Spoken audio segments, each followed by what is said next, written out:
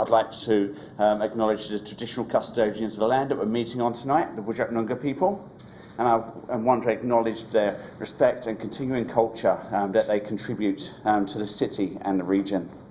Today's presentation is going to be by Dr. Neil Robinson from the University of Western Australia, and he's going to be talking on the magnetic resonance of porous engineering systems.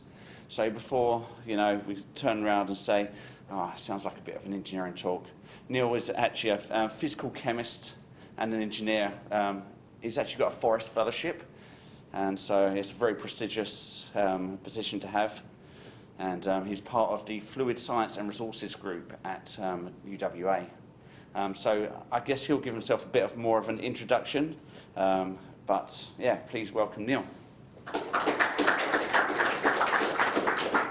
Thank you very much for the introduction, and good evening, everyone. Thank you for coming to listen to me talk. For those who have not met me, I am Neil. I'll be talking to you about some porous materials and some ways of analysing molecules within porous materials.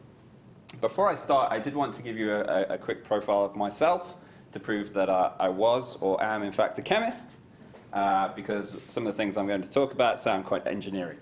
So I'm a native of the UK. I studied chemistry at Cardiff University and also undertook a placement in the Netherlands at DSM Chemical Technologies, working on nylon production, before I accidentally completed a PhD at Cambridge. That was in the Department of Chemical Engineering, but it was very chemistry heavy on magnetic resonance.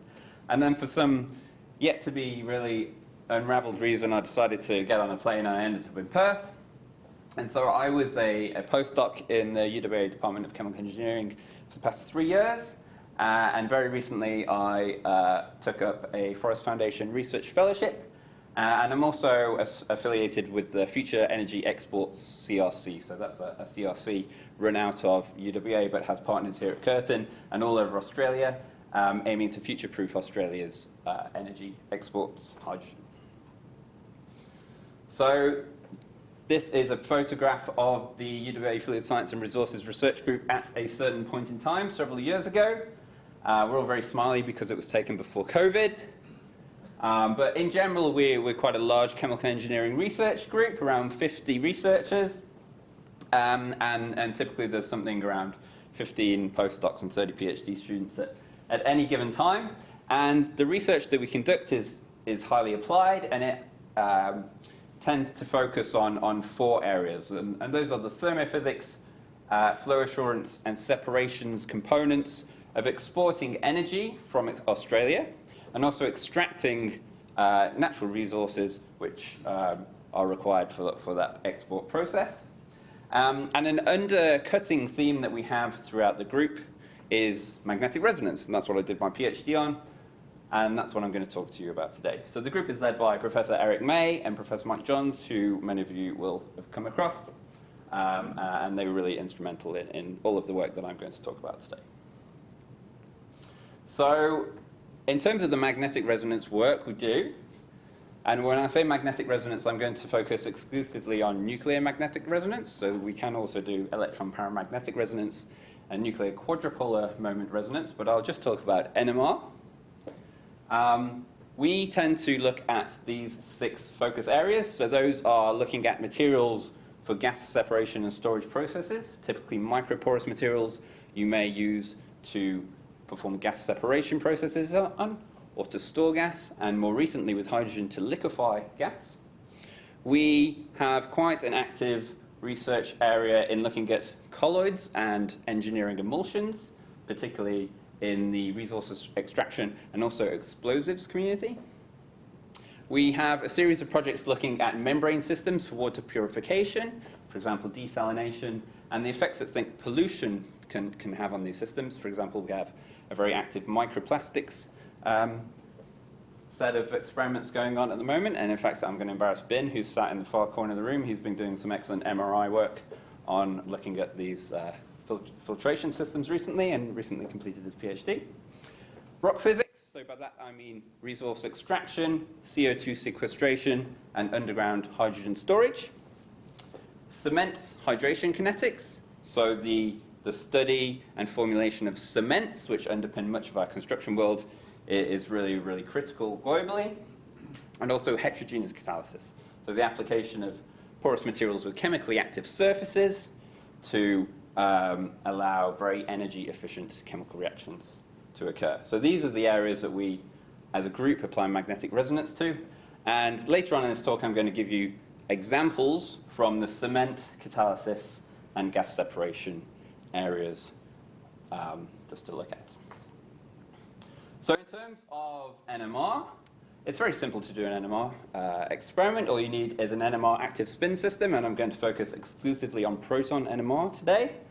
You need to place it in a magnetic field, and you need to apply radio frequency excitation to that system and have some sort of detection coil. And what you would typically get at is some sort of oscillating signal that looks like this. It's very common. It's a signal that oscillates and decays through time. And what we would do as chemists quite often is to look at the frequency of those oscillations through a Fourier transform to get a spectra. So NMR spectroscopy is very well known as it's sensitive to electronic environment and can therefore be used to study molecular or solid state structures. The problem is that the resolution you get in NMR spectroscopy is typically very poor when we're studying fluids, by which I mean gas or liquid or a combination of both, when they are confined within porous structures. So as an example on the bottom, I'm pointing over, on the bottom left there, I've got the spectra of ethanol on its own in a neat form, and then also confined within a mesoporous silica structure, and you can see a catastrophic loss of spectral resolution within the confined system. As a result, what we tend to study in the chemical engineering community is not spectra, but actually the relaxation properties of NMR systems.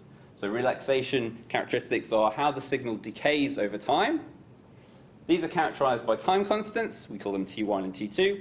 And typically, we will extract a distribution of these time constants from our systems using well-known nuclear magnetic resonance experiments.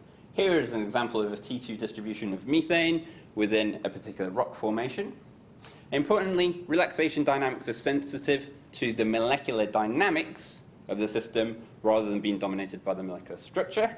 And that means for fluids confined within porous systems, they're dominated by things like confinement effects and the exchange between different environments. So they can be really very useful at probing porous systems.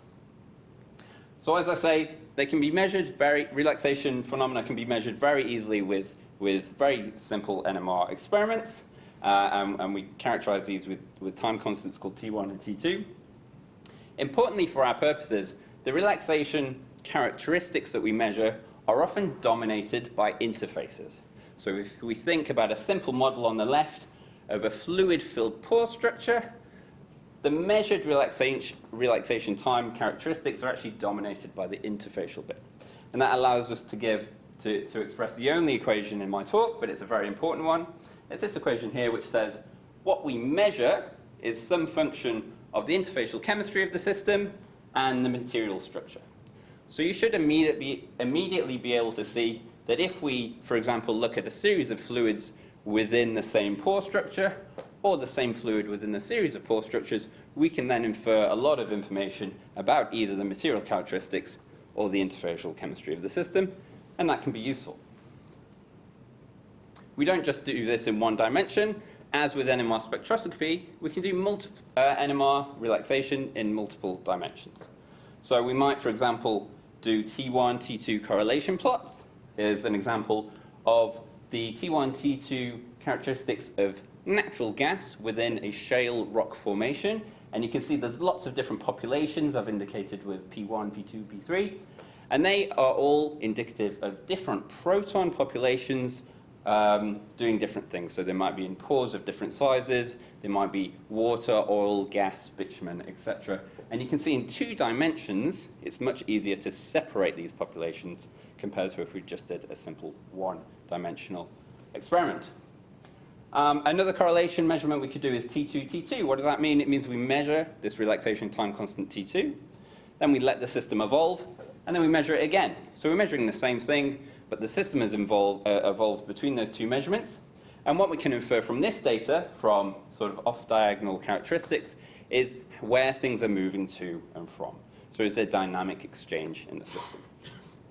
And finally, we can combine relaxation measurements with other measurements in this case, diffusion. So, for example, we can measure the diffusion of components with different relaxation time constants, and that might be, for example, looking at the mass transport characteristics of fluids confined within pores of different size. So DT2 measurements are very commonly performed in the petrophysics community.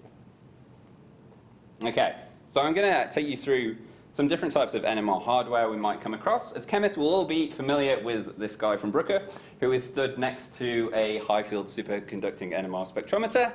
And typically, these involve a superconducting coil nested within baths of helium and nitrogen to keep the superconducting coil at cryogenic temperatures and to maintain the superconductivity. You may not all be aware, however, that there's actually a spectrum of different NMR hardwares available, which range drastically in field strength. That goes all the way from the high-field system that I showed on the previous screen, which will be down here, all the way to Earth's field systems. They use the Earth's magnetic field to polarize the sample. And in fact, there's actually systems down here at the other end which are magnetically shielded from the Earth's field. So there's a huge range of NMR hardware out there, and they're each directed at different applications. So in chemical engineering, and in particular systems where we want to look at fluids confined within porous materials, we tend to work at lower fields than you might think. And as a result, we don't use superconducting systems very often. What we tend to use are permanent magnets.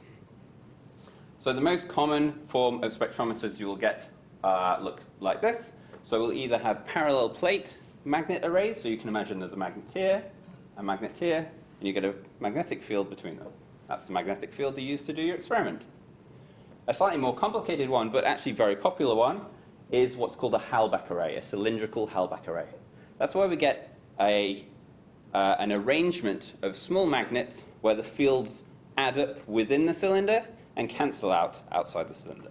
So there's no stray field with a cylindrical Halbach array, making them very, very safe. Down at the bottom, I've just got two examples of commercial benchtop spectrometers which use these magnet arrays. So in our laboratory, we have both of these, in fact. There's more exotic ones as well. So what I've shown you so far are in situ spectrometers. That's where we put the sample in the spectrometer. There's actually ex situ spectrometers as well. So an example of this is the NMR mouse, where the active region is actually on a flat surface next to the device. And a particularly nice set of experiments was done using one of these last year to look at artwork, to look at the different layers of paint on different paintings.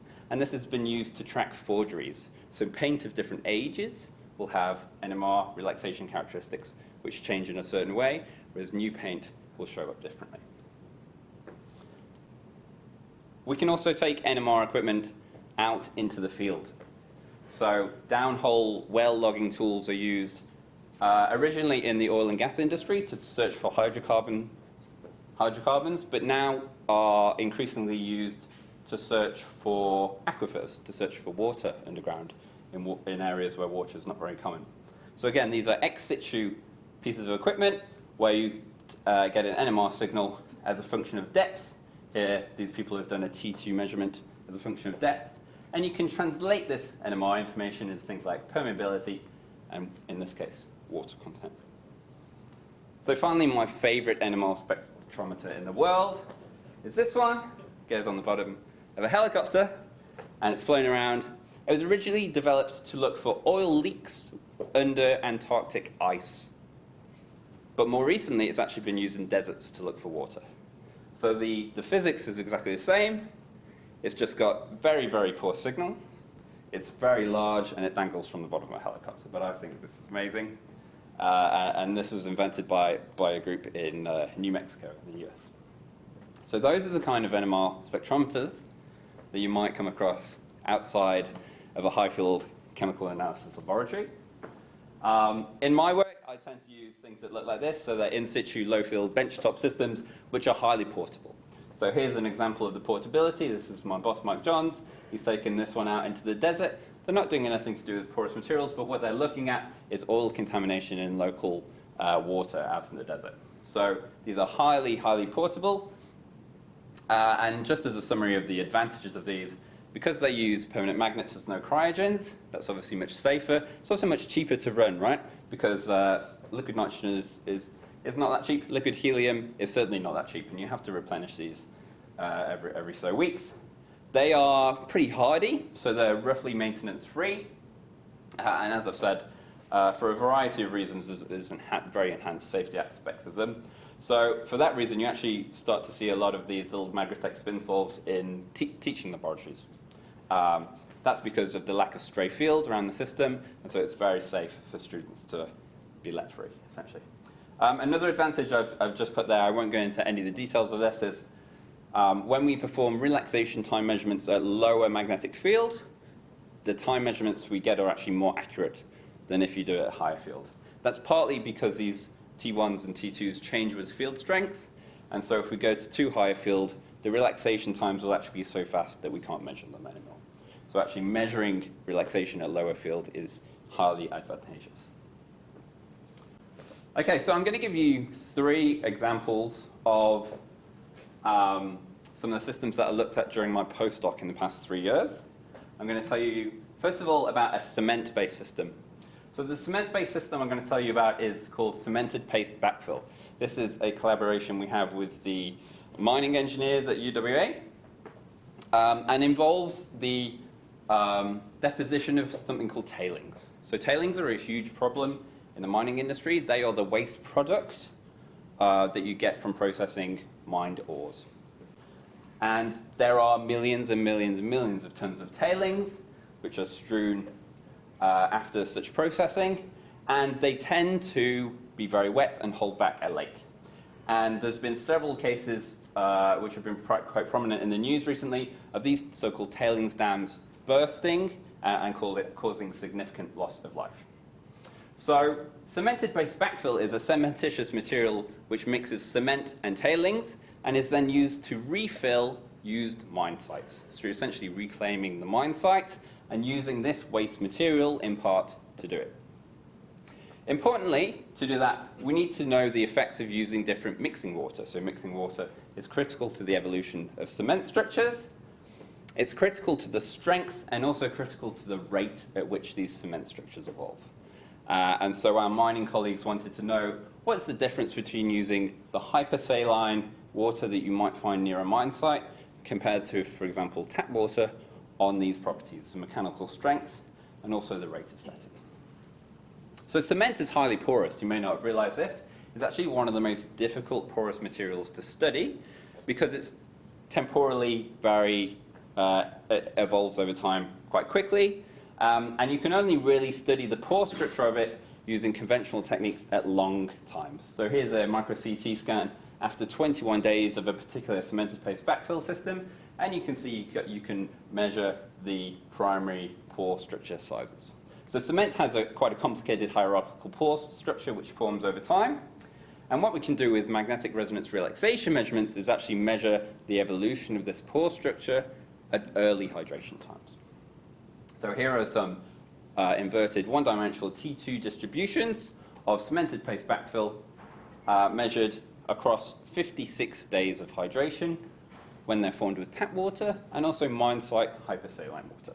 And you see that you get a distribution of relaxation time constants. These are indicative of the different pores forming, but you see there's a big one here which we'll concentrate on, and you can see that it changes over time. So a drop in T2 over time, that's indicative of the pores getting smaller as the material hydrates. What we wanted to know is, can we relate that to some useful properties?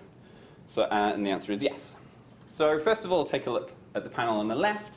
This is data showing how the pore structure evolves over time and provides a comparison of the rates of the pore structure evolution with different mixing waters. We can see that the tap water system evolves much more rapidly. So if you imagine lower T2s goes to smaller pores, that's a more evolved system. Tap water system evolves more rapidly than the hypersaline water. So the ionic activity within the mine site water is actually preventing the evolution of the pore structure of this cement, which is a well-known phenomenon in the literature. The other thing we did was compare the relaxation data with the mechanical strength of this. And what we were able to come up with this master curve, which relates an NMR measurement with a general idea of how strong the system's going to be. And that's really important because the mining engineers who want to backfill their mines, they want to know how soon after I've backfilled can I blast a new mine next to it. So this allows you to do a quick NMR measurement, which provides an estimate of the mechanical strength of that cement system.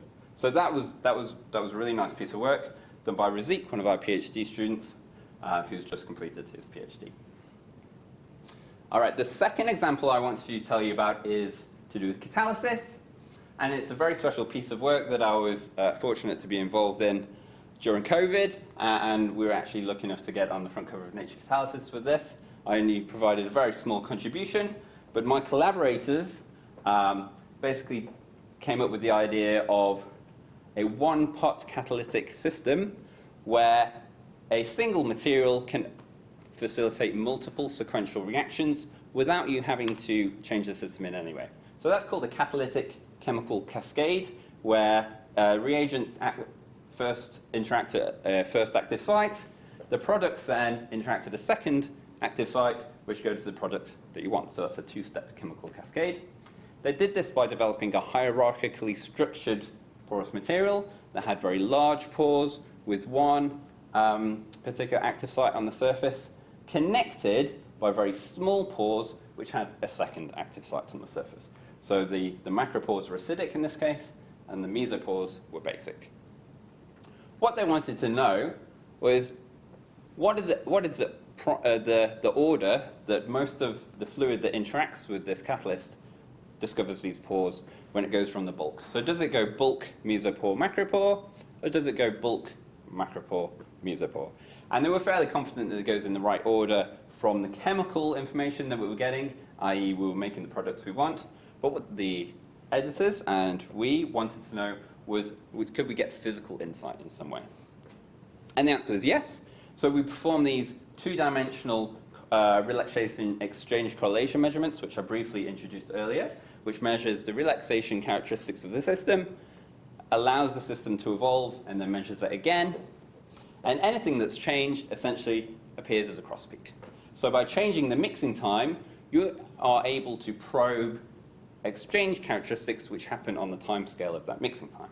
So what this data shows in the bottom right-hand corner is that for small mixing times, we were able to probe exchange between the I should say there's additional micropores in the system. We're able to probe exchange between meso and micropores, exchange between micro and macropores, and then at very long mixing times, we were able to probe exchange between the bulk and the macropores. What we weren't able to probe was any exchange between the bulk and the mesopores. So this confirmed that the majority of the fluid, when it accesses the system, goes from the bulk to the macropores to the mesopores, not the bulk to the mesopores to the macropores, which was really a big win for this system. All right, my final example is to do with gas process engineering, and it's to do with looking at whether gas can enter microporous systems we might use for filtration and for storage. So zeolites, or microporous solids, used widely across, for example, natural gas purification.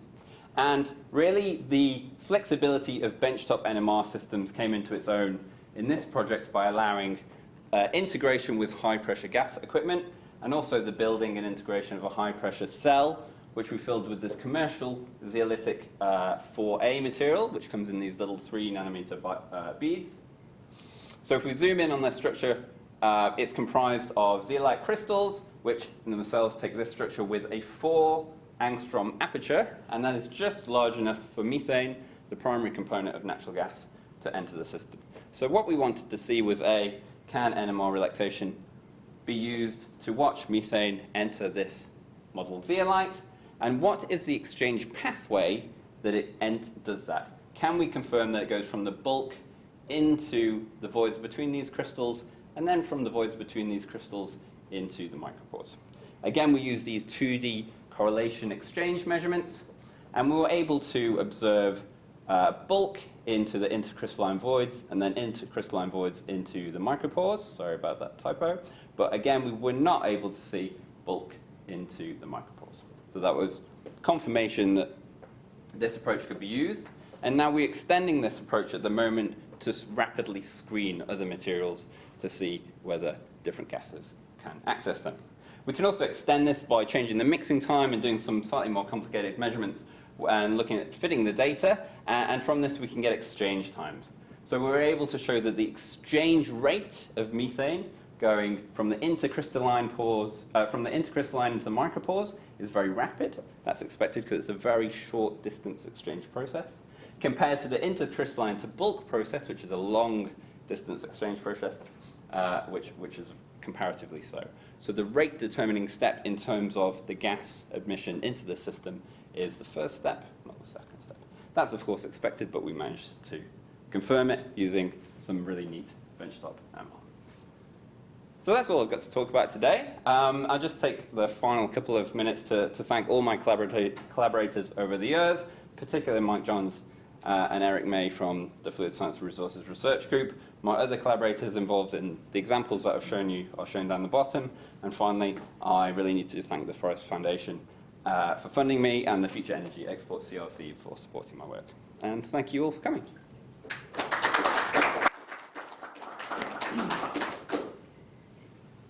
Okay, thank you very much. So has anyone got any questions for me?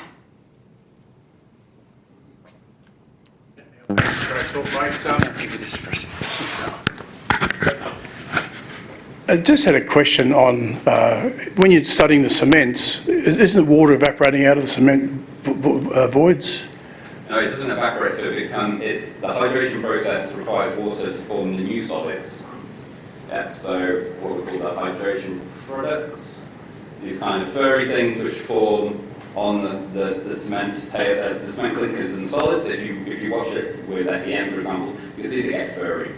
Okay. And the furriness is the chemicals involved in the furriness involves the water, basically. So it doesn't evaporate. It's Okay. And just on your zeolites, the time scale, it goes bulk to macropore to mesopore, but the time on the bottom seems to go the other way. Does that make... Am I reading that right? Are you talking about this one? Yeah. Yeah, so what we have here is just the two T2 measurements, right? So there's minuses here, I don't know if you can see them, so -2, -1, 0, 1. So it's smaller T2s down here, larger T2s down here, and again, it's the same here, so smaller T2s down there, larger T2s there. What you're getting here is an on-diagonal peak. So, yeah, let me talk about on-diagonal peaks and off-diagonal peaks. You're doing a measurement, and then you're letting it evolve when you're doing a measurement. So if nothing moves, then you get an on-diagonal peak, first of all. So on-diagonal peaks are populations which have not evolved. And in systems, you always get some stuff which doesn't move. Now, the magnitude of the T2 tells you about the degree of confinement. So shorter T2 means smaller pores, longer T2 means longer pores, and eventually you get to actually bulk. There's no pores there. That's the T2 of 3 meters.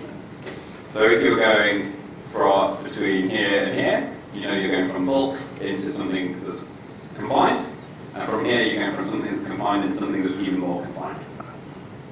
Does that make sense? Okay, yeah, I think we get that.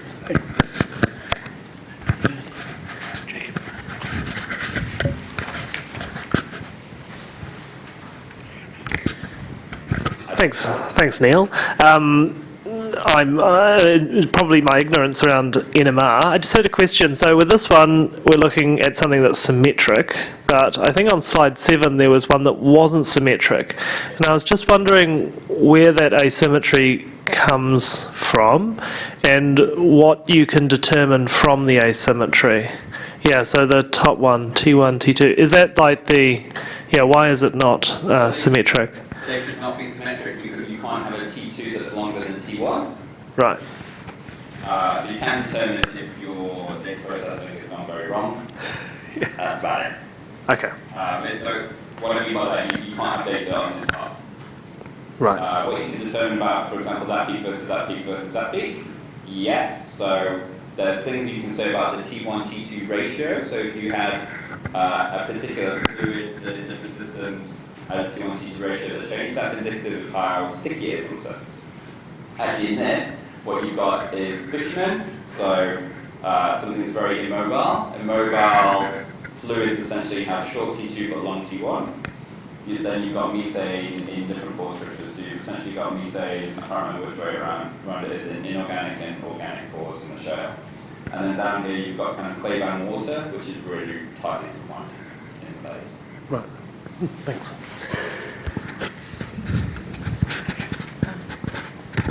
Yeah, hi. Really interesting talk. I'm also wondering about your work related to hydrogen transportation. Are you able to talk a little bit about that? Absolutely. Yeah. So,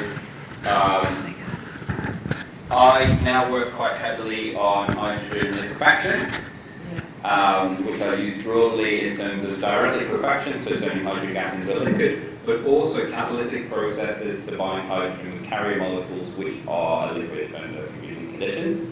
So the second one, let me talk about that just involves conventional catalysis. For example, you might be making ammonia, then cracking ammonia, you might be making methanol, cracking methanol. Methanol is very interesting because you probably want to know a lot about competitive interactions with solvents and things like that, or ethanol when you're going up in hydrocarbon size. And these NMR measurements that I've shown you can be very, very useful to that. In terms of hydrogen, direct hydrogen liquefaction, there's a bizarre degree of overlap with magnetic resonance.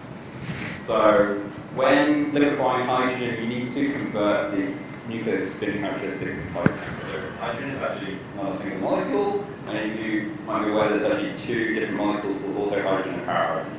And in a gas, there's a 3-to-1 ratio between orthohydrogen and parahydrogen, but in a liquid, it's essentially 100% parahydrogen. Now, hydrogen doesn't like to convert between these two by itself, and in fact, this can be very dangerous and cause boil-off issues. So when liquefying hydrogen, we tend to flow the hydrogen through material, porous material, which will help convert orthohydrogen to parahydrogen. And these types of materials are materials which I am working on currently in my Porous fellowship. And weirdly, you can use NMR to probe porous materials which are going to be very active to this. And that's to do with whether there are paramagnetic species on the pore surface, basically. So that these kind of measurements, they'll identify pore systems which are highly paramagnetic versus ones which are not. And those highly paramagnetic systems have potential to be used for this liquefaction process. That was a lot of information. No, it's fine. Okay, any more questions? I've got one for you then. So I liked your picture of the NMR on top of the, underneath the helicopter. Yeah. And so, there's been reports of, hydrogen leaking from the Earth's core through a number of geology journals recently. And that caught my attention. Like, can you use that to detect hydrogen? So I know people have tried to zap it with ramen from a helicopter. I don't know how well that works. So hydrogen, the one thing I forgot to say about ortho and parahydrogen, only orthohydrogen is NMR visible. Parahydrogen is NMR silent. So you can actually test whether you converted your hydrogen to 100% parahydrogen by putting it through a benchtop NMR and seeing if you get any signal. If you got signal, you've not done it properly. Equally, you can do it the other way when you're heating it up. Yes, the problem with this system is the signal-to-noise ratio is absolutely phenomenal, and the concentration of hydrogen that you're going to get leaking could potentially be really, really low. So it's going to be the physics says yes, but in practice, whether the signal-to-noise allows us to do, it would be my answer. Cool. I think that's what we've seen with the ramen as well, perhaps. But yeah, any other questions? No? Or if not, let's thank Neil again for coming to speak with us today.